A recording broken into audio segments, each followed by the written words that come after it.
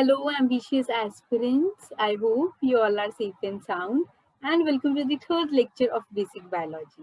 आज का लेक्चर शुरू करने से पहले first let us revise some questions from the previous lecture. First question is, what is the function of xylem and phloem? Xylem and phloem, they both are parts of complex tissue of plants, and xylem is responsible for transporting water and other nutrients to the plants. जो xylem की movement होती है वो unidirectional होती है, that is vertical movement, whereas phloem is responsible for transporting food and other organic materials. phloem की जो movement होती है वो bidirectional होती है, that is both horizontal and vertical. Second question is, which is the most abundant tissue in complex animals? तो complex animals में most abundant tissue होता है connective tissue. हमने 3 टाइप की connective tissue पढ़े थे animals में, bone, cartilage and blood. इन तीनों में से जो blood था वो था fluidic connective tissue. Third question is, which tissue is present in husk of coconut? तो husk of coconut में हमें sclerenchymus tissue मिलता है. जो ये टिश्यू होता है ये प्लांट को हार्डनेस और रिजिडिटी प्रोवाइड करता है. और हस्क ऑफ कोकोनट के बारे में मैंने बताया था कि हस्क ऑफ कोकोनट होती है कोकोनट का आउटर कवरिंग, जो ब्राउन वाला पार्ट होता है कोकोनट का, उसको हम हस्क ऑफ कोकोनट कहते हैं. आज का हमारा टॉपिक है न्यूट्रिशन. न्यूट्रिशन पढ़ने से पहले हमें पता होना चाहिए कि न्यूट्रिएंट्स क्या हैं. The components of food like carbohydrates, fats, proteins, vitamins and minerals, they are called nutrients. तो फूड में हम जो भी कार्बोहाइड्रेट्स खाते हैं, फैट्स खाते हैं, प्रोटीन्स खाते हैं, वाइटामिन्स खाते हैं, मिनरल्स खाते हैं, उनको हम न्यूट्रिएंट्स कहते हैं. एक छोटी सी टिप, जो लोग वेट लूज कर रहे हैं, आप लोग अपना कार्बोहाइड्रेट इनटेक कम कर दीजिए और प्रोटीन इनटेक बढ़ा दीजिए. You will get the results. तो आई नो हम थोड़ा सा टॉपिक से डाइवर्ट हो गए, थोड़ा सा बाहर चले गए, बट पढ़ाई के साथ साथ फिटनेस भी इम्पोर्टेंट है. So let's come back to the topic. Nutrients help living organisms to build their bodies, to grow, to repair the damaged parts of their bodies, to provide energy to carry out life processes. Next is, what is nutrition? The mode of taking food by an organism and its utilization in the body is called nutrition. तो सारे organisms food तो खाते ही हैं, तो body में जाके जो वो फूड है वो सिंपल मॉलिक्यूल्स में कन्वर्ट हो जाता है और बॉडी उसको यूटिलाइज कर लेती है. इस प्रोसेस को हम कहते हैं nutrition. There are two main modes of nutrition in living organisms. They are autotrophic nutrition and heterotrophic nutrition. सबसे पहले हम पढ़ेंगे autotrophic nutrition. It is the nutrition in which organisms can prepare their own food. Organisms which can prepare their own food, they are called autotrophs. तो कुछ organisms होते हैं like green plants, उनको हम ऑटोट्रॉफ्स कहते हैं और वो अपना फूड खुद प्रिपेयर कर लेते हैं. Next is heterotrophic nutrition. It is a nutrition in which organisms get their food directly or indirectly from plants. Organisms which get their food directly or indirectly from plants, they are called heterotrophs. तो कुछ organisms होते हैं जिनको हम heterotrophs कहते हैं, वो plants पे dependent होते हैं अपने food के लिए और उस nutrition को हम कहते हैं heterotrophic nutrition. नेक्स्ट मैंने बताया कि जो ग्रीन प्लांट्स होते हैं वो ऑटोट्रॉफ्स होते हैं, मतलब they prepare their own food और उस प्रोसेस को हम कहते हैं photosynthesis. Photosynthesis is a process by which plants prepare their own food by using sunlight, water, carbon dioxide and chlorophyll. So food बनाने के लिए रॉ मटेरियल्स तो चाहिए, प्लांट्स को भी चाहिए. तो वो रॉ मटेरियल्स हैं वो यही होते हैं, sunlight, water, carbon dioxide and chlorophyll. Photosynthesis की जो साइट है वो है chloroplast in the leaves. Chloroplast में क्लोरोफिल पिगमेंट होता है जो ग्रीन कलर का पिगमेंट होता है. जो मैंने बताया 4 रॉ मटेरियल्स है जो प्लांट को चाहिए, उसमें से फर्स्ट है सनलाइट. सनलाइट प्लांट्स को डायरेक्टली मिल जाती है सन से. वाटर प्लांट्स एब्जॉर्ब कर लेते हैं रूट से और लीव्स को ट्रांसपोर्ट हो जाता है. टिश्यू हमें पता है जाइलम टिश्यू है. Carbon dioxide is taken from the air through small pores in the leaves, they are called stomata. Chlorophyll are the green pigments present in the leaves. Stomata के बारे में हम नेक्स्ट स्लाइड में पढ़ेंगे detail में. इस diagram में हम देख सकते हैं कि प्लांट ने अपना लीव्स में फूड प्रिपेयर कर लिया है. प्लांट का फूड होता है कार्बोहाइड्रेट नेम्ड स्टार्च, और इस प्रोसेस में ऑक्सीजन रिलीज हो जाती है. हम देख सकते हैं कि प्लांट्स को डायरेक्टली वाटर मिल रहा है सॉइल से, कार्बन डाइऑक्साइड एयर से मिल जाती है, और इस प्रोसेस को कैरी आउट करने के लिए एनर्जी चाहिए होती है जो सनलाइट से मिल जाती है.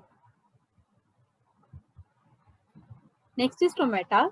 These are the tiny pores present in the epidermis of leaf or stem through which gaseous exchange and transpiration occur. तो प्लांट्स के पास नोज या लंग्स तो है नहीं है एक्सचेंज ऑफ गैसेस के लिए, उनके पास स्टोमेटा है. तो एक्सचेंज ऑफ गैसेस जो फंक्शन है, कार्बन डाइऑक्साइड प्लांट्स ले लेते हैं और ऑक्सीजन फोटोसिंथेसिस के प्रोसेस में बाहर निकल जाती है. तो वो जो ये फंक्शन है ये स्टोमेटा का फंक्शन है. ऑल्सो स्टोमेटा का एक और फंक्शन है ट्रांसपीरेशन.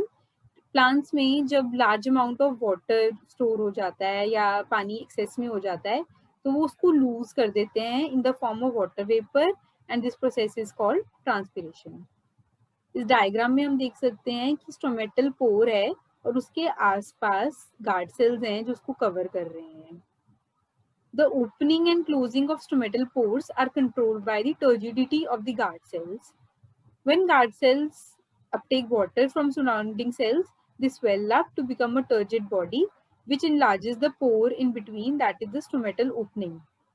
जब गार्ड सेल्स वाटर ले लेते हैं सराउंडिंग सेल से तो वो इसे स्वेल अप हो जाते हैं और जो स्टोमेटा का पोर है वो ओपन हो जाता है. वेयर एज जब वाटर रिलीज होता है तो जो गार्ड सेल्स है इस डायग्राम में देख सकते हैं कैसे श्रिंक हो गए हैं और जो स्टोमेटा का पोर है वो क्लोज हो जाता है. Next is heterotrophic nutrition. Heterotrophic nutrition can be further divided into three types, that is saprophytic nutrition, holozoic nutrition and parasitic nutrition. सबसे पहले हम पढ़ेंगे parasitic nutrition. Organisms depend on other living organisms for their nutrition. तो जो parasitic nutrition को follow करते हैं parasites, वो जिन organisms पे वो dependent होते हैं उनकी body के अंदर रहते हैं या बाहर रहते हैं. और पैरासाइट्स के एग्जाम्पल्स हैं सेवरल बैक्टीरिया, फंजाई. प्लांट्स में इसका बहुत फेमस एग्जाम्पल है कस्क्यूटा. कस्क्यूटा को अमरबेल भी कहते हैं. Next is holozoic nutrition. In holozoic nutrition, the digestion happens inside the body of the organisms, that is after the food is ingested. Most of the animals follow this mode of nutrition.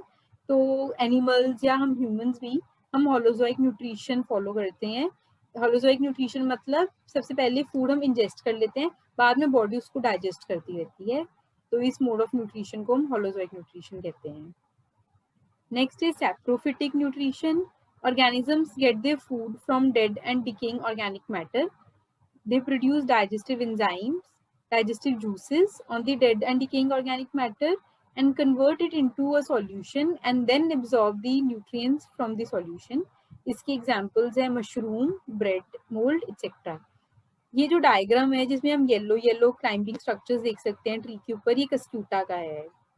और जो right वाली diagram है ये mushrooms हैं, that are example of saprophytes. Our next topic is biogeochemical cycle या nutrient cycling.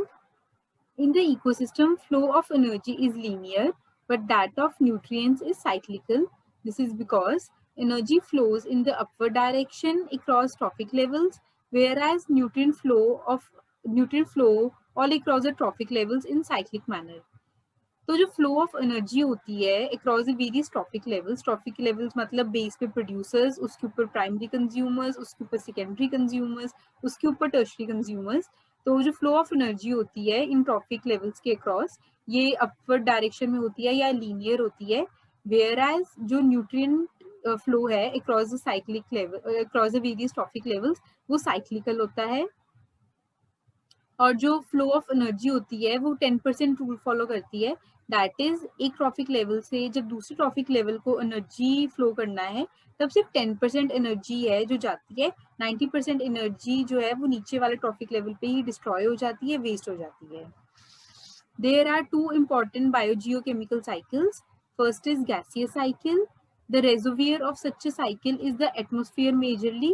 इसका example है carbon cycle, nitrogen cycle. Second cycle is sedimentary cycle. The reservoir of such a cycle is majorly in the rocks. There is none or insignificant transfer to the atmosphere. इसका example है sulfur and phosphorus cycle. Next topic is nitrogen cycle.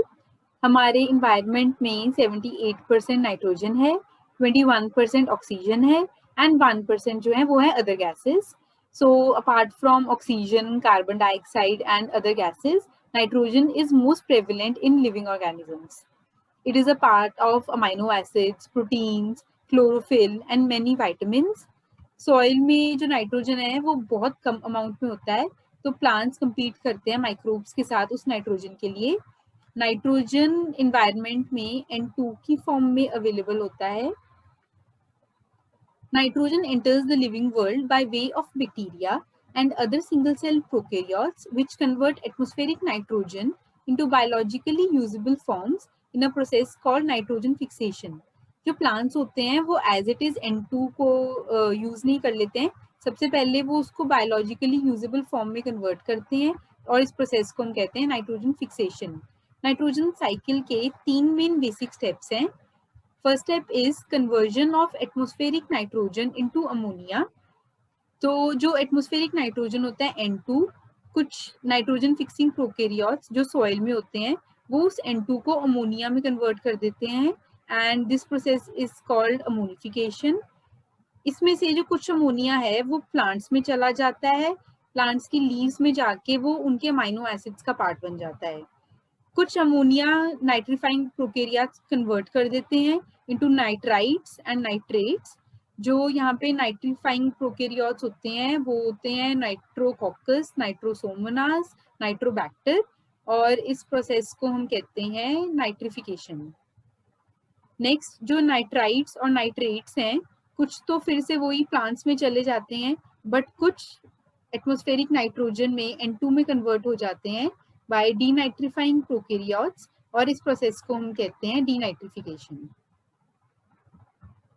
Next is human activities affect cycling of nitrogen. तो 2 human activities हैं जिससे nitrogen environment में release होती है. First is combustion of fossil fuels and second is use of nitrogen containing fertilizers in agriculture. इन दोनों activities से nitrogen level increase होता है एटमॉस्फेयर में. High levels of nitrogen can cause acid rain. इसमें नाइट्रोजन नाइट्रिक एसिड की form में होता है. Second is greenhouse effect. इसमें nitrogen is available in the form of nitrous oxide. Also, nitrogen is a major component of artificial fertilizers. जब ये excess fertilizers water bodies में drain out हो जाते हैं तो उन water bodies में algal growth हो जाती है या algal bloom, and this process is called eutrophication. Eutrophication can reduce oxygen availability in the water that has harmful effect on aquatic animals as it can cause their death. इस picture में हम देख सकते हैं कि वाटर बॉडी कैसे green हो गई है एल्गल ग्रोथ से, और इस प्रोसेस को हम कहते हैं eutrophication. So that's all for today. Thank you and happy learning.